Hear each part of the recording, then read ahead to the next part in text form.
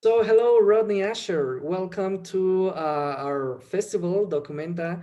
We are here in Querétaro. You are over the US, but we are very excited to have you here to talk about your work and your latest titles. And of course, whatever you want to share with us, with our Mhm. audience. It's an audience that is always eager to enjoy different experiences, but also to enjoy the very best of cinema. So hopefully, with your own movies, with your own work, they will be able to do exactly that. So thank you very much. We are very happy to have you here. Right on. Great to talk to you, Aaron. I'm excited to be a part of it.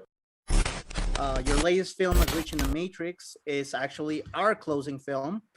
So for us, it is an honor to have it as a closing film. It's going to be same day virtual screening plus we're going to have a regular screening in the theater. They call it the Teatro de la Ciudad, which is a very large theater we have on our downtown area. So we're extremely excited for it. Thank you again. And I think that we wish to start at the very beginning of your career. Okay. uh, Checking your IMDb page, we noticed that you did a lot of short films, and you're still doing short films every once and again. We saw a Hulu one recently that I personally really liked. I think it was called Haunted, Horrifying Sounds from Beyond the Grave, Yes, which that's right. was a lot of fun. I was telling Aaron that it's so nice to see someone that can actually make a good horror story in 5 minutes. So it was very, very nice to watch. But starting at the beginning with the short films, what was it about short films or the short film format that attracts you, and how did you go from fiction short films to documentary? Well, I think the thing about short films, for most everyone is that, they're much more doable when you're starting out, than a feature. And I went to, I took a lot of film classes in school, and short films were always the projects that we worked on. And, originally out of school, something that me and, I had a sort of a tight group of friends, in particular, Sid Guerin, who I'm still working with, who supervised a lot of the animation in Glitch in the Matrix. The two of us were working as a team for a long time. And we did a lot of shorts. And we did a lot of music videos. And another friend of mine, Marco Porcia, the three of us all went to school together, and I just helped him do a feature doc about the rock band Swans that he's been, sort of a fanatical, obsessed fan, for maybe 3 decades.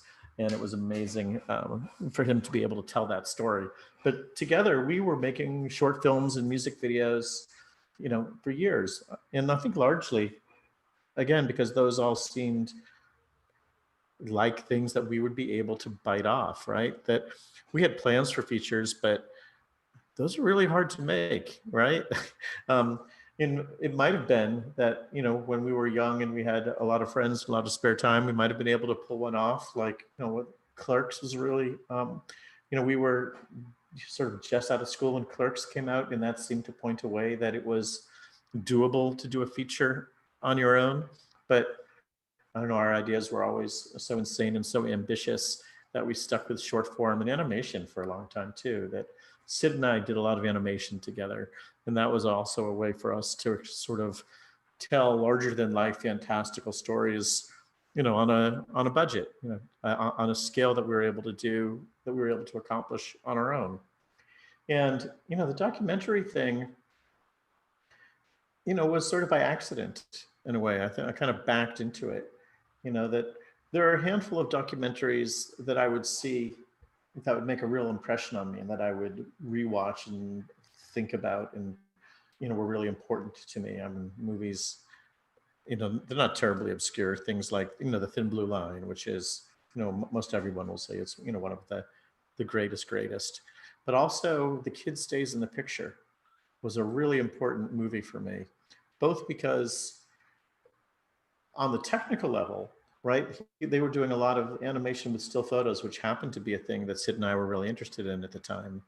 But I just loved that singular subjective approach, right? That um, what the directors did was show the world from the point of view of this one character, right? The film producer, Bob Evans, and not necessarily to tell the objective truth, like of how Rosemary's Baby was made, or The Godfather, or The Cotton Club, or any of those, but more to put the audience, to let the audience see the world through his eyes. And that was really inspiring to me, right? Because I don't come from any sort of a journalism background, right? I come from film as, you know, self-expression, or a boundary pushing, or a fantastical images, and, you know, kind of anything that would either that would push the format further, experimental film and horror film and those sorts of things. So, you know, the breakthrough for me, I had done a couple of short docs, you know, before the S from Hell, right? I had attempted to do a feature and I failed, called The Collectors. And it turned into a handful of short films that were sort of 5-minute profiles of people who were, you know, really kind of obsessive collectors of different things. And there's a connection between that and some of the stuff I've done recently, in that, you know, it was not necessarily a document of everything they had in their collection so much as what drives them. You know, why do they do it? What do they get out of it? What kind of, you know, fundamental human impulse leads people to, you know, fill an entire house with, you know, stuffed animals, or smiley face buttons, or Batman paraphernalia, you know, or duck paintings, or whatever it is, that there's something really interesting and human going on there. So then maybe the one other missing link between some of those things and, you know, where I'm at now was from a lot of the animation I was doing. I wound up doing, this was a commissioned project for the music channel VH1, that I wound up doing like a 10-minute version of the Kiss story, right? Gene Simmons of Kiss. And it was an approach that was very much like the Robert Evans movie. Like, we had looked into his autobiography and we sort of told the beginning of his life through the media, through his autobiography. And we had an actor read the voice, and I kind of restructured the story. And we did a lot of this.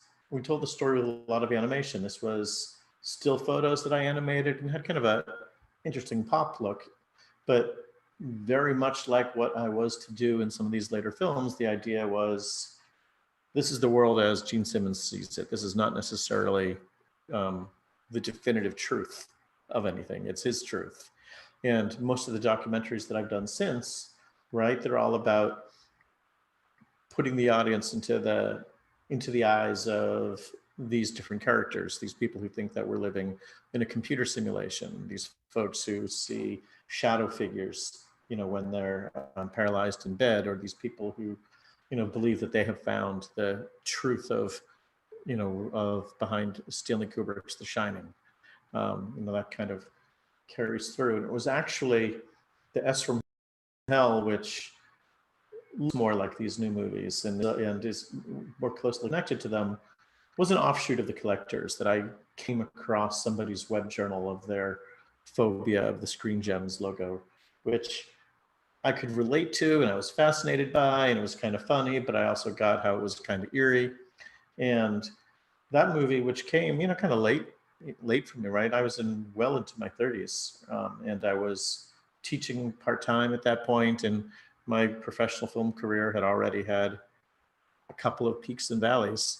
And for some reason, the S from Hell just popped in a way that nothing I had ever done before did.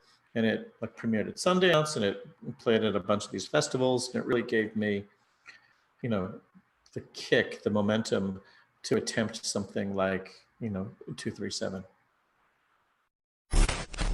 Actually, about Room 237, which is, I think, the first proper film. I don't know if I don't saw any of the shorts. I haven't. So my first encounter with your work was via Room 237, which I think it was released by IFC in the United States. Yeah, that's right. And I think by most people's standards, I was born when 237 came out, even though it felt, from my point of view, that I've lived, you know, a half dozen lifetimes before. So it's so fascinating, because obviously we're talking about a film that's already reached mythical status. The Kubrick's The Shining. A lot of the things that are covered in your documentary have been like sort of urban legends from all these years.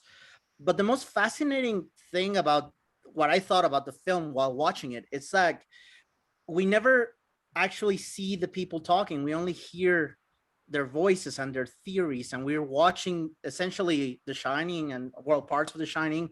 So it very much feels like a midnight movie by itself, and that's something that I was very interested by in the format of the documentary, which is we see a lot of films about horror films. I think there's been a lot of films about Friday the 13th or Nightmare on Elm Street, but they're really, or at least I haven't seen a film that adopts a horror format in order to tell the story. So I think especially in the Nightmare, it's going to be more obvious that style. But I want to know if you feel as if the documentary genre is very versatile in how you can tell a story. And not only do we need like your typical talking heads documentary, or why did you choose this particular format to tell this story? Well, it's again, it goes back to the S from Hell, which is audio only interviews. And that one, it was a function of, just of money, right? That the S from Hell was made for about $25. And I Skyped with some people and then found images to sort of illustrate their stories. And I really just liked the effect after I saw it. That one thing that sometimes talking heads can be filmed really well, and sometimes they can add a lot to the story, but other times it feels like, well, the filmmaker didn't have any other footage to use, so they cut back to it, the same shot again and again and again. And it's always, look at the three talking heads that we have here, that, each of our places is just loaded with style. And, each of us are dynamic, fascinating looking men, but we're all here on Earth, right? And in 237 and the S from Hell are, about, are about the imagination and about bigger ideas. And I didn't want to, sometimes I would see a documentary where it might cut to some interesting archives or reenactments, but when it comes back to the talking heads, if it's not done right, it can feel like, all right, we're safe again. It's like we were swimming for a little bit and now we're back on the boat, or we were underwater and now we've come up for air. And I just never wanted to break that spell. I wanted the entire movie to take place in those, more fascinating, larger than life places. Speaking of this topic that you're covering now about trying to reflect reality, or these very specific points of view, individual points of views, and having you being from the fiction world and heading into the documentary world, which is more like this treatment of reality. How do you feel? How do you say, as a filmmaker, that's the way that you have to really reflect this reality? From your point of view, would you say that you're capable, or some filmmaker is capable of really trying to show the truth, like the real deal of what's going on in planet Earth? Or Yeah, well, some people can, right? And it's always difficult and it's always a challenge. And I know that, although my films are not necessarily about, really high stakes contemporary journalism, I do feel a responsibility to be accurate to accurately reflect the things that people tell me, right? That there are, frequently people will say things that in a way weaken their story a little bit, that they qualify things, or they offer alternative explanations, or admit that they might be wrong. And I always include those, right? I always want to be faithful to the experience of the person that I'm talking to, and not to manipulate it in order to score a talking point. Like in Glitch in the Matrix, I think, there's the Josh Cook story. And if I were trying to simply be making a point that living in the simulation is bad, that I could have restructured his interview to more directly and simply blame his crimes on, his ideas about living in a simulation, living in the matrix. But that wouldn't reflect what he told me. And it was more important for me to include all the qualifiers, but all the other factors in his life, rather than to, make that, rather than to argue that point. So, I mean, that's kind of how it works for me. I know, other filmmakers draw different, have different guidestones for the way they reflect the truth, or, and a lot of them probably don't respect what I do, because I don't do a lot of fact checking that these people are right, and a lot of what they're saying is subjective. So there's not really a right or wrong about it. I think one other thing that I always like to do is, from time to time, reveal the artifice, right? Like when I edit people's conversations for clarity, right? Or to remove digressions, right? And you're talking that this interview may well be edited for clarity, or to make it more, cut out the boring parts, or all the times I say, or I don't know, or let me think, that I make those cuts clear, the best I can.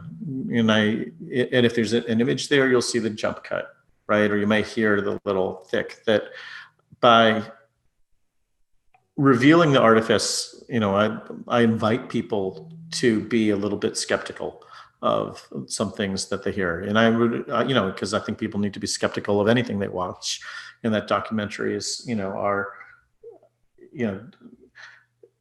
like a straight, what I've seen, people comment on. I've seen people comment on some of my stuff that, like, I can't believe they let that be in a documentary, right? Or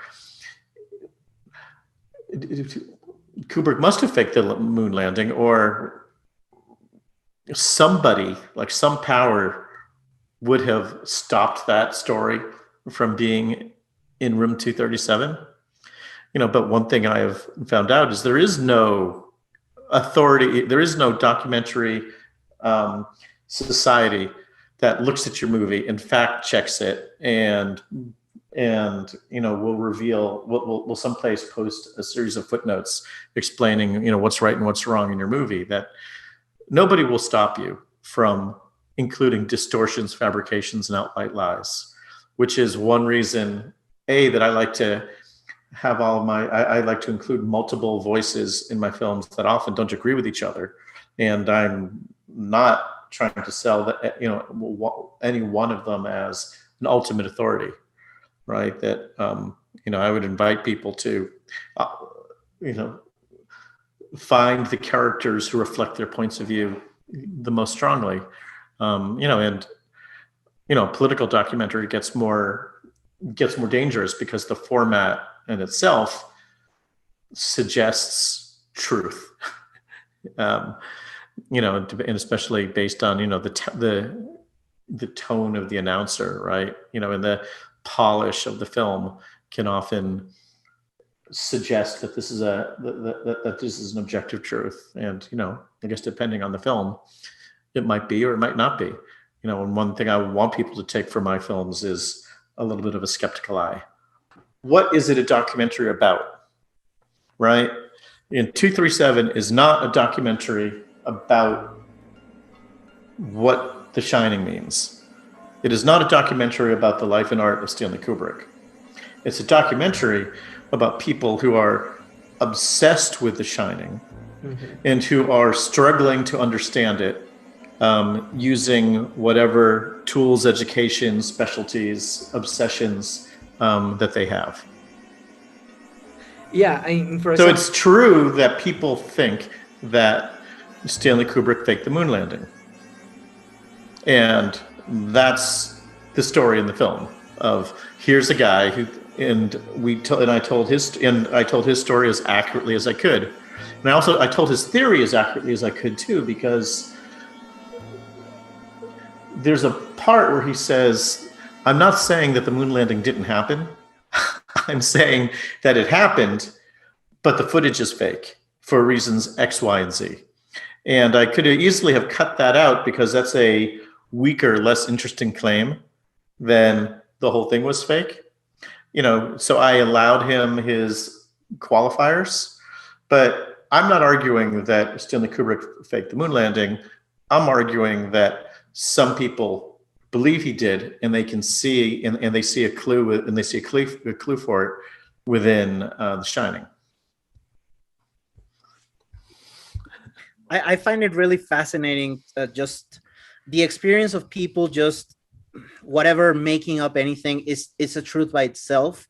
But I think that whoever like has like a backlash, because I saw that there was like a little bit of backlash. Oh, sure. When the film was saying that, oh, this isn't a documentary, it's more like a mockumentary, which for me doesn't make sense. And we actually had like a mockumentary a few years ago about the moon landing. I don't know if you saw it, Operation Avalanche, I think it was called. I heard about it. I didn't see it, but yeah, I mean, a mockumentary is a scripted feature that is presented as a documentary, but is a artificial construction, featuring actors reading lines. Even like Spinal Tap is a mockumentary. I can't imagine anyone, would think that all these people are correct. I've seen a lot of people misunderstand the movie, and some people, think it's a mockumentary that's scripted. Other people think that somehow the people who are featured in the movie are the filmmakers themselves, and they got together to make this, to present this skeleton key to decipher The Shining by. I thought the fact that there were multiple voices who have radically different ideas about what the movie is about would be enough of a clue for them to realize that this movie is not, that 237 is not the definitive guide to what The Shining is about, so much as a portrait of people who see different things in it. Some of them might be right, some of them might be wrong. There might be overlaps. It's kind of a question for you to figure out what you accept and what you reject. Or even if the notion is that The Shining is an ambiguous enough text that people can see all sorts of things in it, and they're just as right as anybody. I think it's trying to ask the question, who decides what a movie means, right? The artist, the audience, academics, is there an objective answer to those kinds of things? But by that same token, I have to allow people to take 237 any way they want. and I have to, and I have to sort of be patient and not get too upset if somebody gets a different message from 237 than I might have intended to put there. I'm in a strange place. I live in LA, and I've gone to enough film festivals that, I have friends both in the documentary and horror worlds. And I've gone to, events and conventions for, in film festivals for either genre. I've only got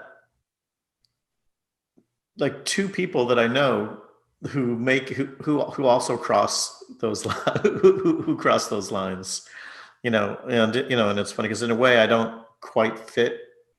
I have the luxury of being able to move between both worlds, but I'm not necessarily perfectly at home in either one.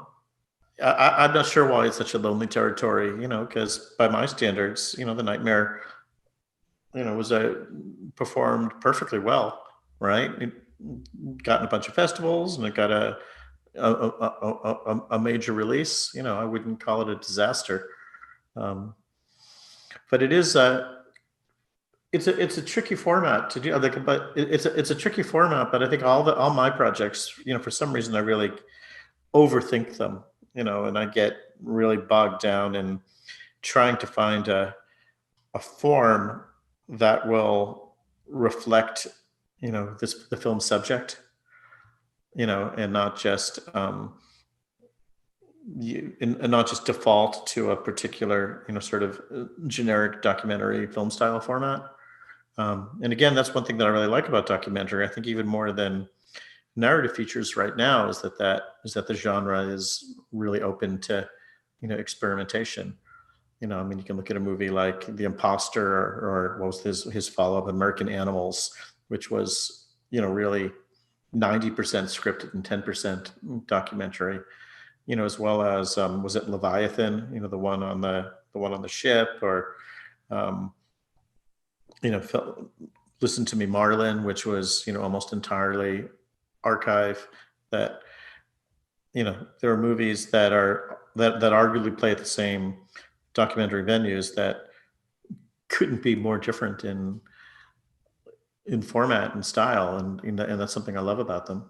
Well, one of the things that it's somehow hard to just pigeonhole your work into one thing, and The Nightmare is just, I mean, I understand that horror, the thing about horror on the documentary genre is it doesn't need a lot of bells and whistles to convey horror. Whenever we're seeing how a policeman kills another person, or we go into horrible scenes of tragedy, and it's horror by reality.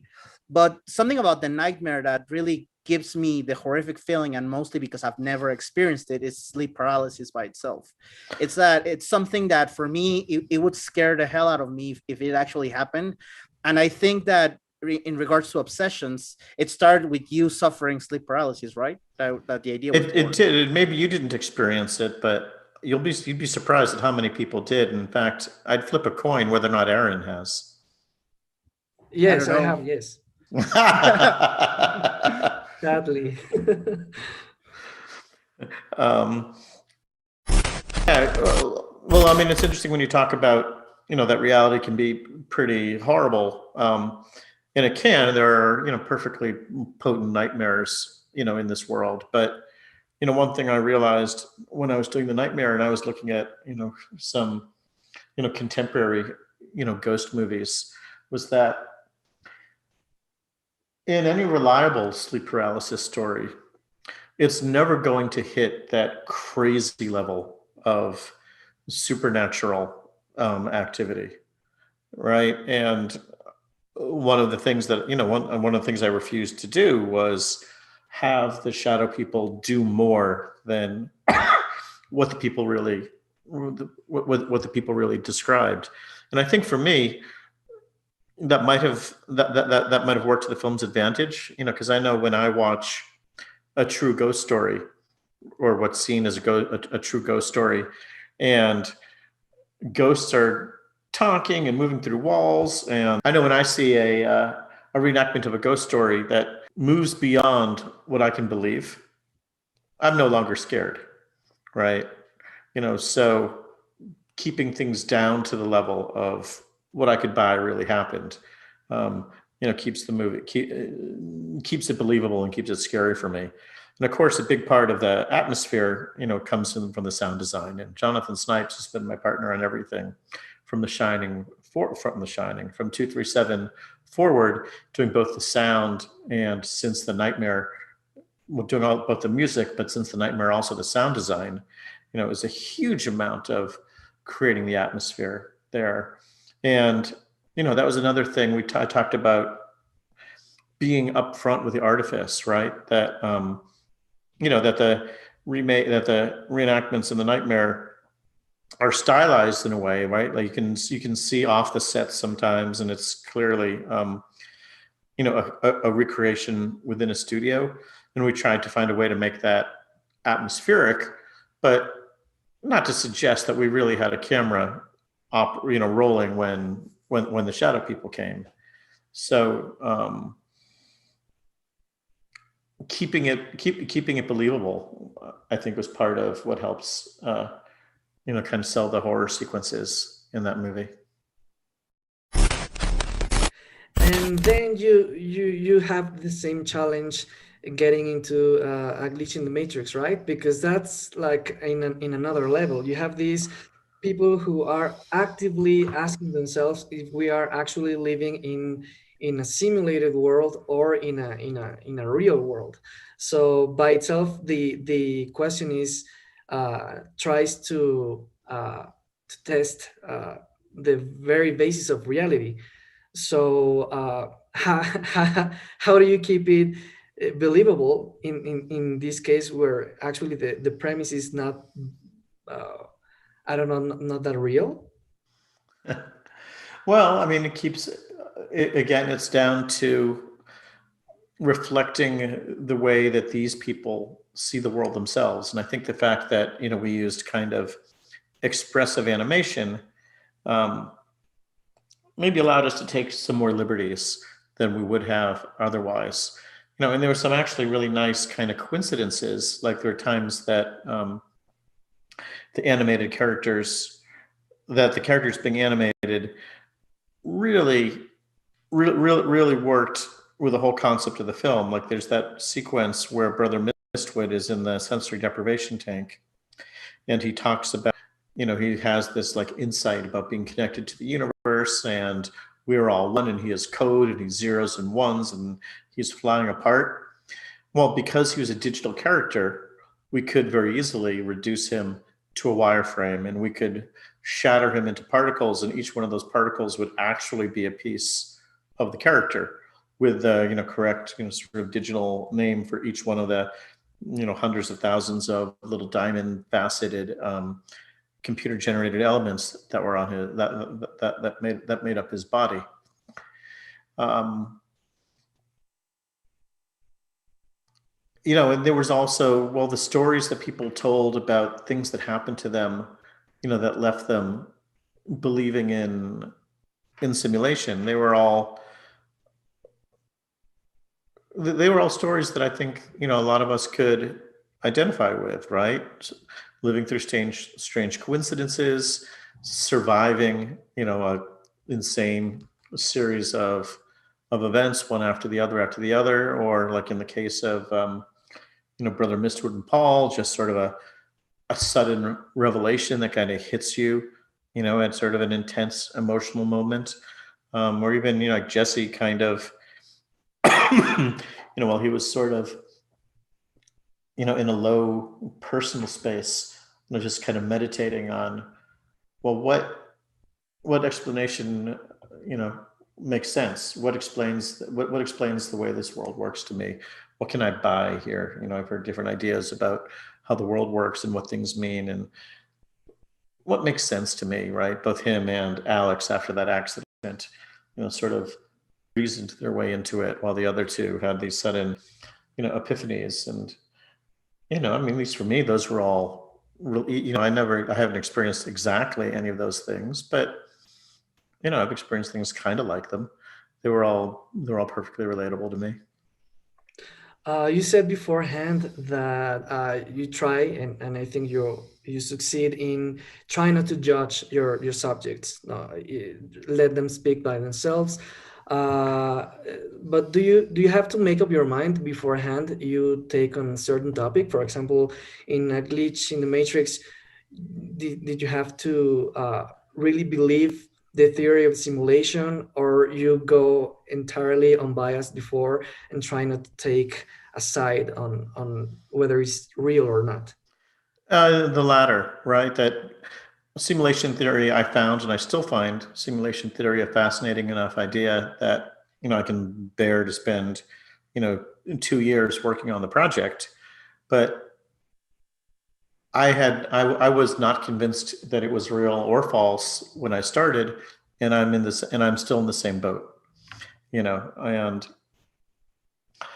I also, wasn't vain enough to suppose that I would be able to prove or debunk the idea within the course of the film, right? That, people smarter than me believe it, but people smarter than me have also, sort of ridden their way into dismissing it, and so I wasn't, and what would constitute a definitive proof or debunking anyway, right? So I didn't expect to be able to prove it. And I, similarly with the nightmare, I guess there's two ideas, right? That the things that people see are a product of the subconscious, which is, granted more likely, or they are some metaphysical other that in this state of consciousness, they suddenly become visible. And the question is, which of those two are they? Again, I don't know how you could prove either one definitively, and I'm not arrogant enough to think that I'm going to be the one to do it, or to say, or for me to be able to determine what exactly the shining really means, what every symbol deliberately laid within that movie, is trying to do there. And once I give up trying to solve that, it gives me, permission to talk with people who are, really engaged in that struggle and, try to see it the way they do. But I mean, that's also why, there's, in some ways, these films feel like video essays, like, an Adam Curtis movie or like Los Angeles Plays Itself or something. But both of those films are written by historians who have a very deliberate, well-argued, well-researched point of view, and they read their own scripts and illustrate it with video. And that's not what I'm doing. I'm taking multiple people's points of view that don't always necessarily even agree with each other, that are all coming at this topic from one angle or another.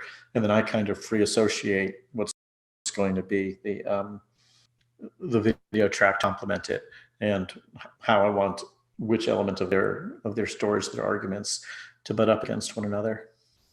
Talking about maybe a different type of realities, I wanted to talk about a film, Sure. Which I saw recently, which I was like, what the hell? It felt, that's the El Duce tapes, which was Okay. your previous film, which I found fascinating. I just want to talk about briefly my experience with it, because when I saw El Duce first, I thought he seemed familiar from somewhere. And I remembered I saw him years before on this documentary called Court and Courtney, Sure. right? Where he appeared as the supposedly killer, right? Right. Well, not actually the killer. The way that people parse it in Kurt and Courtney is that he claims that she gave him money, or she offered him money to kill Kurt Cobain. Mm-hmm. He said no, and then by mistake he kind of mumbles something about Al.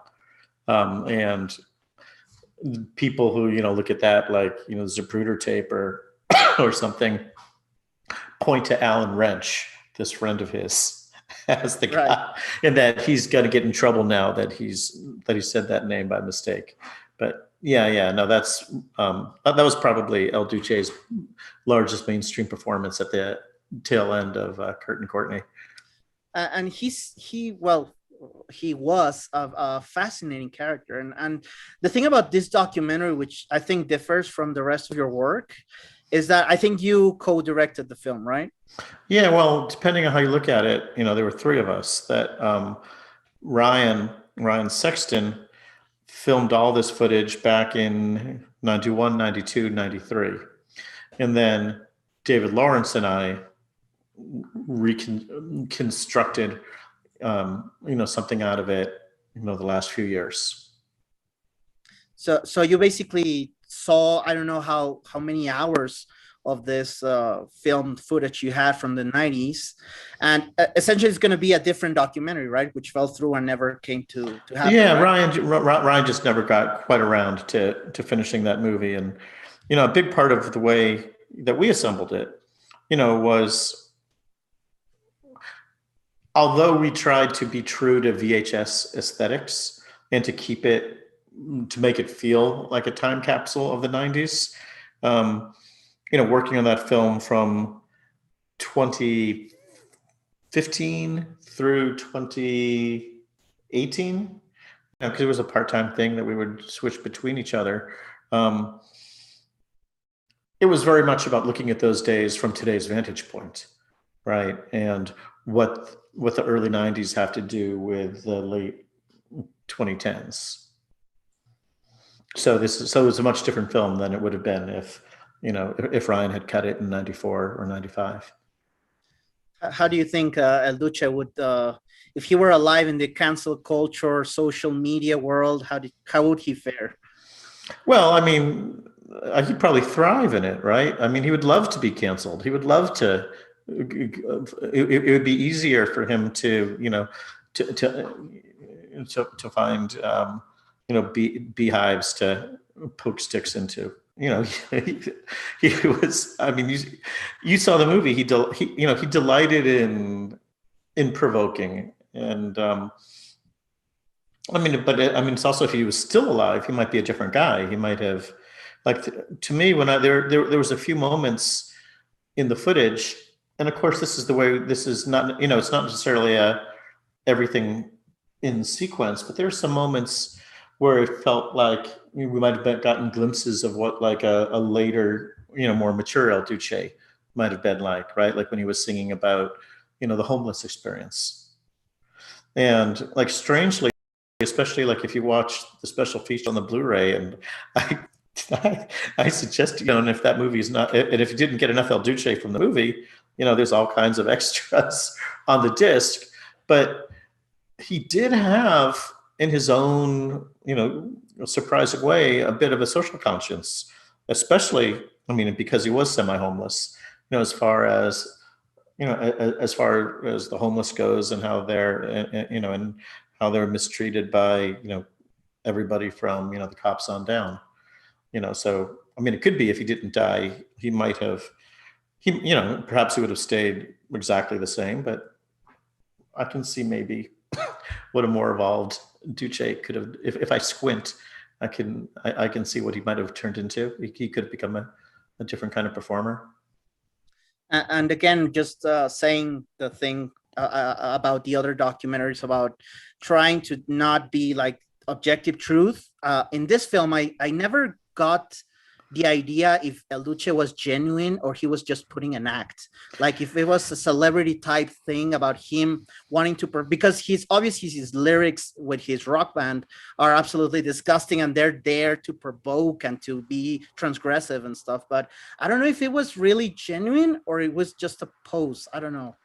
Yeah, well, that was the question that we had and that we struggled with. And, I think most of these movies ask questions, and that's the big question of that film. Though, when we were organizing the footage, one of the things that we tried to do was organize it so that it was a slow, my hand's going the wrong way, so that it was a slow unmasking from beginning to end, right? Like the first time you see him on stage, he's saying some of the worst things in the movie, and he's wearing the hood. And a few minutes into the film, the hood comes off, and as the movie goes on, and like the first time we see the interview, he's at his absolute worst, like, making the horrifying noises, and, so deep into the character that he's, pushing the bounds of comprehensibility or, humanity. But by the end of the film, it's much more raw, much more personal. It's filmed. It features the stuff that felt to us more authentic, more vulnerable, more real. In which you can see, sort of the cost of the toll that, his difficult childhood and his alcoholism, and clearly he'd been through a lot of trauma, and you can see the pain in his eyes. That, at a certain point towards the end of the movie, we tried to really go with the stuff that felt the most honest, but it was a judgment call. And there were also things like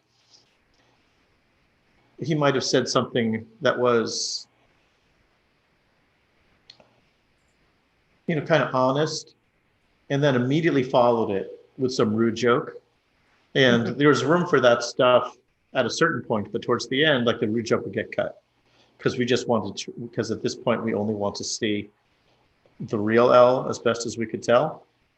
But, that cut is a dishonesty that that us as filmmakers are committing, and to suggest that, right, like that when Ryan started filming, El was a fake, and that he became more human and more honest in a straight line from beginning to end, is not is not 100% accurate, but is the narrative that we construct because we wanted to do an unmasking, as part of as the way that we structured it. Rodney, we want to close this chat, which has been fascinating. We thank you again so much for your time.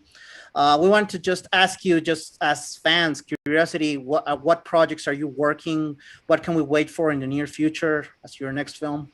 Yeah, I don't know that I got anything I'm ready to announce. I've got like 3 things that I'm juggling. 2 of them are docs, and 1 of them is scripted.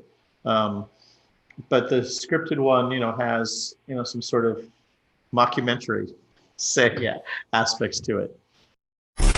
Just before we go, we wanted to ask you as well if you could give a little message to the audience in Mexico that they're going to watch it in the theater in Querétaro, but also nationwide. They're going to be able to watch as a premiere at the same time via Filming Latino, our platform. If you could give a little message for people going to watch A Glitch in the Matrix. Thanks so much for watching A Glitch in the Matrix. And if this world is just a digital simulation, I hope it's one in which I can come down to Mexico myself in order to see the next one with you guys. Well, thank you so much again, Rodney. It was a pleasure. And Aaron, want to say something else? No. Thank you also, Rodney. It was a pleasure having you, talking to you. Make sure to get me that T-shirt. Yeah, sure. Yeah.